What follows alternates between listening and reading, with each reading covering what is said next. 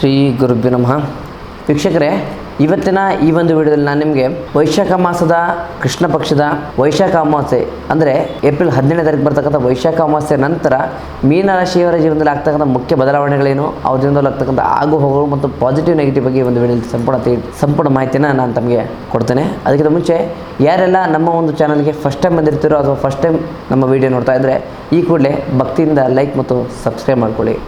ಮೊದಲನೇದಾಗಿ ವೃತ್ತಿ ಮತ್ತು ಉದ್ಯೋಗದ ಬಗ್ಗೆ ನೋಡೋದಾದರೆ, ಉದ್ಯೋಗದಲ್ಲಿ ಬದಲಾವಣೆಯನ್ನು ಯಾರಾದರೂ ಬಯಸ್ತಾ ಇದ್ದರೆ ಈ ತಿಂಗಳು ಉತ್ತಮ ಕಂಪ್ನಿಗಳಿಂದ ಅವರಿಗೆ ಆಫರ್ಗಳು ಬರೋದಾಗ್ಬೋದು, ಉತ್ತಮ ಅವಕಾಶಗಳು ಅವರಿಗೆ ಸಿಗುತ್ತೆ. ಇನ್ನು ಸೃಜನಾತ್ಮಕ ಕ್ಷೇತ್ರದಲ್ಲಿ ಇರ್ತಕ್ಕಂಥ ವ್ಯಕ್ತಿಗಳಿಗೆ, ಕಲೆ, ಸಾಹಿತ್ಯ ಮತ್ತು ಸಿನಿಮಾ ಕ್ಷೇತ್ರದಲ್ಲಿರುವಂಥ ವ್ಯಕ್ತಿಗಳಿಗೆ ಉತ್ತಮ ಸುಸಮಯ ಅಂತಲೇ ಇದು ಹೇಳ್ಬೋದಾಗುತ್ತೆ. ಇನ್ನು ವ್ಯಾಪಾರ ಇನ್ನು ಉದ್ಯೋಗ ಕ್ಷೇತ್ರದಲ್ಲಿ ನಿಮ್ಮ ಒಂದು ಕಾರ್ಯಕ್ಷಮತೆಗೆ ಉತ್ತಮವಾದಂತಹ ಪ್ರತಿಫಲ ನಿಮ್ಮದಾಗುತ್ತೆ. ಇನ್ನು ವ್ಯವಹಾರದ ಬಗ್ಗೆ ನೋಡೋದಾದರೆ, ವ್ಯವಹಾರದಲ್ಲಿ ಉತ್ತಮ ಲಾಭವನ್ನು ಈ ತಿಂಗಳು ನೀವು ನೋಡಲಿಕ್ಕೆ ಸಾಧ್ಯ ಇಲ್ಲ. ಸಣ್ಣ ಪ್ರಮಾಣದ ಲಾಭವನ್ನು ನೀವು ಈ ತಿಂಗಳು ನೋಡ್ತೀರಾ. ಯಾವುದೇ ಕಾರಣಕ್ಕೂ ಇನ್ವೆಸ್ಟನ್ನು ಈ ತಿಂಗಳು ಮಾಡಲಿಕ್ಕೆ ಹೋಗಬೇಡಿ. ಎಲ್ಲೂ ಕೂಡ ವ್ಯವಹಾರದ ಸಂಬಂಧಪಟ್ಟಂಗೆ ಆಗ್ಬೋದು, ವ್ಯಾಪಾರ ಸಂಬಂಧಪಟ್ಟಂಗೆ ಆಗ್ಬೋದು, ಅಥವಾ ಯಾರಿಗಾದ್ರೂ ಸಾಲ ವ್ಯವಸ್ಥೆ ವಿಚಾರದಲ್ಲಿ ಈ ತಿಂಗಳು ಯಾವುದನ್ನು ಮಾಡಲಿಕ್ಕೆ ಹೋಗಬೇಡಿ. ಮುಖ್ಯವಾಗಿ ವಿದೇಶಿ ಸಂಪರ್ಕ, ಆಮದು ಮತ್ತು ರಫ್ತು ಅಂದರೆ ಟ್ರಾನ್ಸ್ಪೋರ್ಟ್ ಬಿಸ್ನೆಸ್ಸಲ್ಲಿ ಯಾರೆಲ್ಲ ಈ ತಿಂಗಳು ಕೆಲಸ ಮಾಡ್ತಿರ್ತಾರೋ ಅಥವಾ ಬಿಸ್ನೆಸ್ ಮಾಡ್ತಿರ್ತಾರೋ ಅವರಿಗೆಲ್ಲ ಉತ್ತಮ ಲಾಭ ಅಂತಲೇ ಹೇಳ್ಬೋದಾಗುತ್ತೆ. ಜೊತೆಗೆ ಟ್ರಾನ್ಸ್ಪೋರ್ಟೇಷನ್ ಬಿಸ್ನೆಸ್ ಮಾಡ್ತಕ್ಕಂಥ ಸಣ್ಣ ಪುಟ್ಟ ವ್ಯಕ್ತಿಗಳು ಕೂಡ ಈ ತಿಂಗಳು ಉತ್ತಮ ಲಾಭವನ್ನು ನೀವು ಪಡಿಬೋದಾಗುತ್ತೆ. ಆದರೆ ಅದನ್ನು ಬಿಟ್ಟು ಹೊರಗಿನ ಒಂದು ಯಾವುದೇ ಬಿಸ್ನೆಸ್ಸಲ್ಲಿ ಏನು ಕೆಲಸ ಮಾಡ್ತಿರ್ತಾರೋ ಅವರಿಗೆ ಒಂದು ಆವ್ರೇಜ್ ವ್ಯವಸ್ಥೆ ಅಂತಲೇ ಹೇಳ್ಬೋದಾಗುತ್ತೆ. ಇನ್ನು ಆರ್ಥಿಕ ವಿಚಾರವಾಗಿ ನೋಡೋದಾದರೆ, ಆರ್ಥಿಕ ವಿಚಾರ ಸ್ವಲ್ಪ ನಿಮಗೆ ಕಷ್ಟ ಆಗ್ಬೋದು. ಜೊತೆಗೆ ಉಳಿತಾಯದಲ್ಲಿ ಸ್ವಲ್ಪ ಸಮಸ್ಯೆಗಳು ಉಂಟಾಗುತ್ತೆ. ಈ ತಿಂಗಳು ನಿಮ್ಮ ಆರ್ಥಿಕ ಪರಿಸ್ಥಿತಿ ಸುಧಾರಣೆ ಕಂದರೂ ಕೂಡ ಉಳಿತಾಯದಲ್ಲಿ ಸಮಸ್ಯೆಗಳು ಉಂಟಾಗುತ್ತೆ. ಮನೆಯಲ್ಲಿ ಆಗ್ತಕ್ಕಂಥ ಧಾರ್ಮಿಕ ಕಾರ್ಯಕ್ರಮಗಳಿಗೆ, ಶುಭ ಕಾರ್ಯಕ್ರಮಗಳಿಗೆ ಹಣವನ್ನು ಹೆಚ್ಚಾಗಿ ವ್ಯಯ ಮಾಡ್ತೀರಾ. ಆಕಸ್ಮಿಕ ಧನ ಲಾಭ ಆಗುವಂಥ ಯೋಗ ಇದ್ದರೂ ಕೂಡ ಉಳಿತಾಯ ಅನ್ನೋದು ಇರೋದಿಲ್ಲ. ನೀವೇನಾದರೂ ಈ ಹಿಂದೆ ಭೂಮಿಯ ಮೇಲೆ ಅಥವಾ ಚಿನ್ನದ ಮೇಲೆ ಅಥವಾ ಒಂದು ಆಸ್ತಿಯ ಮೇಲೆ ಹಣವನ್ನು ಹೂಡಿಕೆ ಮಾಡಿದರೆ ಅದರಿಂದ ಸಣ್ಣ ಪ್ರಮಾಣದ ಲಾಭವನ್ನು ಈ ತಿಂಗಳು ನೀವು ನೋಡ್ಬೋದಾಗುತ್ತೆ. ಇನ್ನು ಪ್ರೀತಿ ಮತ್ತು ಕುಟುಂಬ ವಿಚಾರ ನೋಡೋದಾದರೆ, ಪ್ರೀತಿ ವಿಚಾರದಲ್ಲಿ ನೀವು ತುಂಬ ಭಾವನಾತ್ಮಕವಾಗಿ ವರ್ತಿಸ್ತೀರಾ.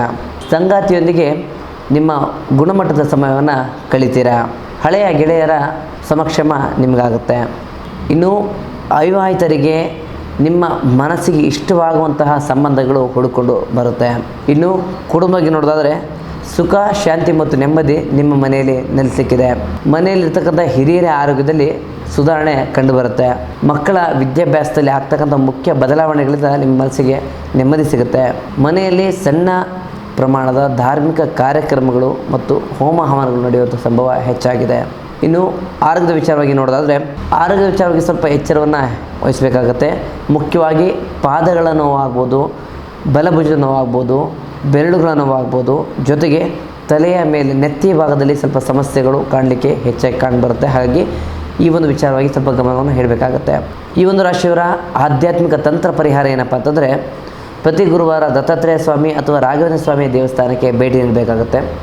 ತಂತ್ರ ಪರಿಹಾರ ಏನಪ್ಪ ಅಂತಂದರೆ, ಪ್ರತಿ ಮಂಗಳವಾರ ಹಳದಿ ಬಣ್ಣದ ಬಟ್ಟೆಯನ್ನು ನೀವು ಧರಿಸಬೇಕಾಗುತ್ತೆ. ಇದರಿಂದ ನಿಮ್ಮ ಜೀವನದಲ್ಲಿರ್ತಕ್ಕಂಥ ಧನಾತ್ಮಕ ಆಗಮನ ಹೆಚ್ಚಾಗುತ್ತೆ. ಈ ಒಂದು ರಾಶಿಯವರ ಅದೃಷ್ಟ ಸಂಖ್ಯೆ ನಂಬರ್ 4. ಈ 4 ಅನ್ನೋ ನಂಬರು ಇವ್ರ ಜೀವನದಲ್ಲಿ ಅದೃಷ್ಟವನ್ನು ತಂದುಕೊಡೋ ನಂಬರ್ ಆಗಿರುತ್ತೆ. ಮತ್ತು ಈ ಒಂದು ರಾಶಿಯವರ ಅದೃಷ್ಟ ಬಣ್ಣ ಯಾವುದಪ್ಪ ಅಂತಂದರೆ, ಅದೃಷ್ಟ ಬಣ್ಣ ಗ್ರೇ ಅನ್ನೋದು ಈ ಒಂದು ವಿಚಾರ. ಗ್ರೇ ಅಂದರೆ ಸಿಮೆಂಟ್ ಮಿಶ್ರಿತ ಬಣ್ಣ. ಈ ಒಂದು ಬೂದು ಬಣ್ಣ ಅಂದರೆ ಈ ಒಂದು ಬಣ್ಣ ಇವರಿಗೆ ಅದೃಷ್ಟವನ್ನು ತಂದುಕೊಡುತ್ತೆ. ಒಟ್ಟಾರೆ ಇದಾಗಿತ್ತು ವೈಶಾಖ ಮಾಸದ ಕೃಷ್ಣ ಪಕ್ಷದ ವೈಶಾಖ ಅಮಾವಾಸ್ಯೆಯ ಮೀನರಾಶಿಯ ಸಂಪೂರ್ಣ ಭವಿಷ್ಯ. ಇನ್ನು ನಿಮ್ಮ ಜೊತೆ ಇರ್ತಕ್ಕಂಥ ಯಾವುದೇ ಸಮಸ್ಯೆಗಳ ಪರಿಹಾರಕ್ಕೋಸ್ಕರ ನಮ್ಮ ನೇರ ಭೇಟಿಗಾಗಿ ಕೆಳಗೆ ಕಾಣ್ತಕ್ಕಂಥ ನಂಬರ್ಗೆ ಕರೆ ಮಾಡಿ ನಮ್ಮನ್ನು ನೇರ ಭೇಟಿಯಾಗಿ ಮುಂದಿನ ವಿಡಿಯೋದಲ್ಲಿ ಸಿಗೋಣ. ಧನ್ಯವಾದಗಳು.